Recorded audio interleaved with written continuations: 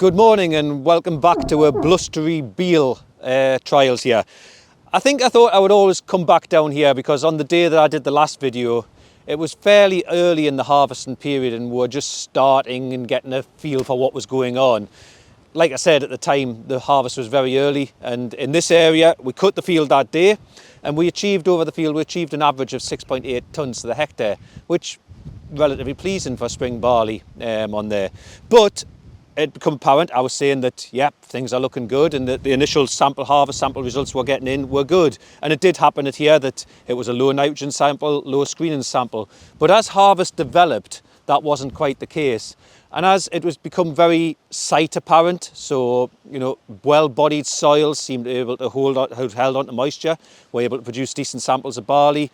Lighter soils, maybe not quite so. And as you went further north, it became even more and more apparent that there was one or two sort of quality issues in there. Now, the main quality parameters that we assess for on maltings are obviously germination. It's got to grow, so that's a given. But the other things that we look for are nitrogen content, or grain N, and screenings.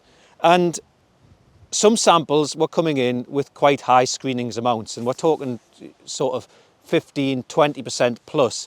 And our parameters are we try and get them sub 10%, but 15% is where we're going at. But a lot of them are coming in 15%, and also coupled with that high nitrogen as well. But the question that's coming up all the time is, well, why was it such a screening year? How do screenings occur? This is little light barley that you don't want to appear into your sample. How does that happen? Why does that happen? Well, it's basically grains that haven't filled well enough. So we're looking at sort of big, bold grains. We want to be 63 kilos, under 10% screenings. But a lot of these ones are really, really little light grains. So you're down to sort of 40 kilos spec weights and things like that. And how does it occur? Basically, when the plants got sown this year, or when a barley plant gets sown, seed gets sown, you plant one seed and then it produces tillers, side shoots. So what we call them, so side shoots. And all the time that's doing, I'm not going to talk about the weather too much, but you need moisture to sustain them tillers. Obviously, as well documented, it was a dry year. So a lot of them tillers maybe didn't make it, they sort of aborted. So you ended up with maybe primary shoots. But then when the rain did come, it sort of got into there and it produced what we call these secondary tillers. So late tillers came in, so the greens in amongst barleys. And that ties in with, we've actually had a question that's come up from Lexlip sheep bees, and the question was, some spring barley had a lot of secondary growth which brought up the grains in the sample, and that's linked in what I'm talking about, these secondary tillers, that they came late, they didn't have the chance to fill because sunshine fills grain. So these earlier tillers and the ones that were more sustainable, they filled quite well, whereas these late secondary tillers didn't fill as well, and you ended up with a lot of light grains. And light grains, again, they hadn't filled well, so they hadn't utilised the nitrogen, so hence the high nitrogen, high screenings on it all. And I think what we want to do is try and explain why that is an issue, why we have them parameters there. So what we're going to do is go over to Cole Mather, who's the quality manager from Simpsons Malt, who's going to explain a little bit more in depth about why screenings and nitrogen are an issue or can be potential issues for us in the malting process. Thanks very much for that, David. I'm Cole and welcome to our Tweed Valley Maltings. I'm currently in our barley intake lab. I'm just going to run through our barley screenings test. We perform the barley screenings test on every load of barley coming into the intake lab, and it's performed on this machine. It's called a sorter mat. So it's comprised of different size screens, and it replicates the barley dressers which we have across in the maltings, the full-size barley dressers. So we've got a series of different screens here. There is a 2.8mm, a 2.5 and a 2.25, and what we'll do is we'll tip a sample into the top of this machine and it'll run for a set amount of time.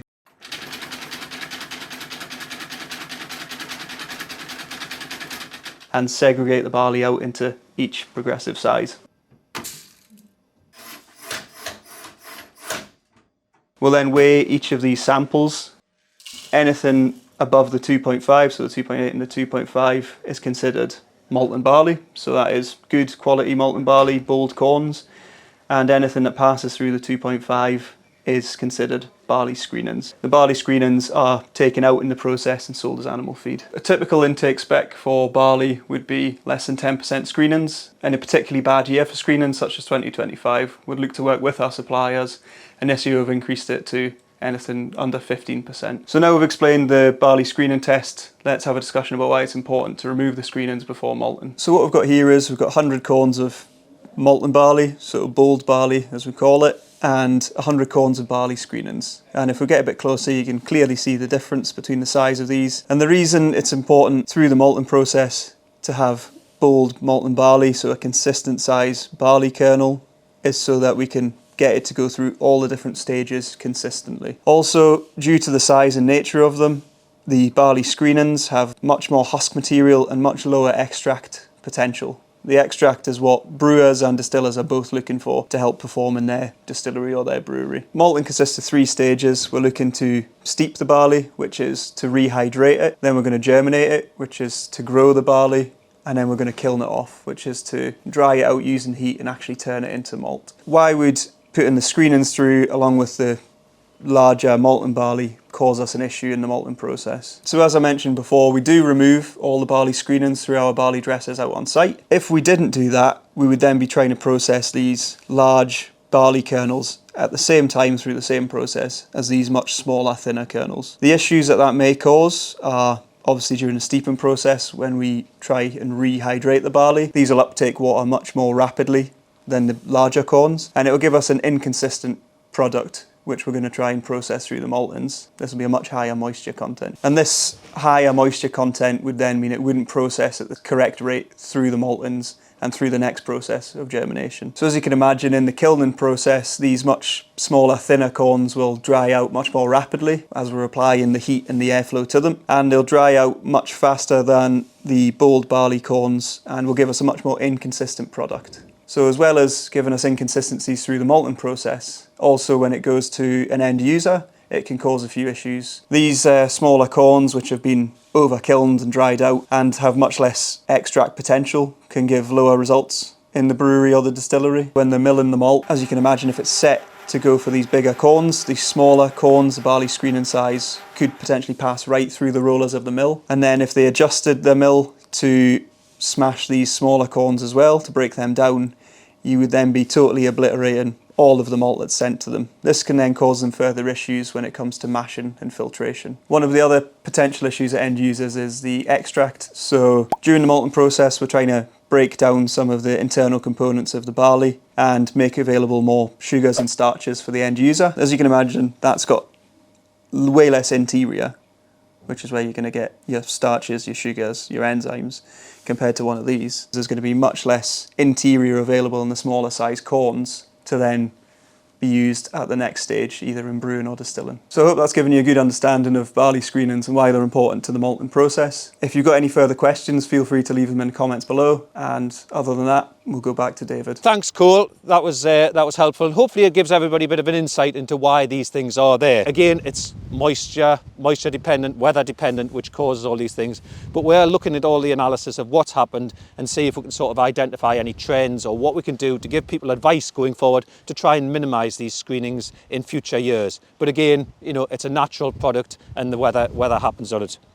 So what's going on in the rest of the world at the minute? So harvest was across the board very quick. It happened, and it's, you know, it's all been fairly documented what happened then. But farming is a very, very resilient industry, and sort of let's not stand still. Everybody gets back on, so we're back on drilling again now. A lot of people have got wheat, winter barley, oilseed rape, all back into the ground. And because, I'm not going to speak about the weather too much, but because we've had pretty good conditions, that nice dry has created some good cracking in the soil structures are good, then we got some moisture, so we've been able to actually create some really, really good seed beds to get some of these winter crops in. So like I say, at the minute we've got winter barley drilling going on, winter wheat drilling going on. Oilseed rapes are generally well established. There's been one or two, and I'll stand up to be shot there, there is one or two that have possibly got a bit of flea beetle damage, but hopefully, you know, we're going to get through that and we'll have decent oilseed rape crops as well. So what we're going to do from now is, hopefully once this cover crop gets itself more established in here, Rosie's going to come down and talk about what we've actually put in, what we're looking to achieve, and comment on that throughout the winter as well. And we'll also have a little bit of, Sarah and Rob, our grain traders, are going to have a little bit of a sit down chat and talk about the market later on, you know, and how the barley market has developed this year. So hopefully keep everybody engaged in the trials videos, and look forward to any questions received going forward. Perfect. Okay.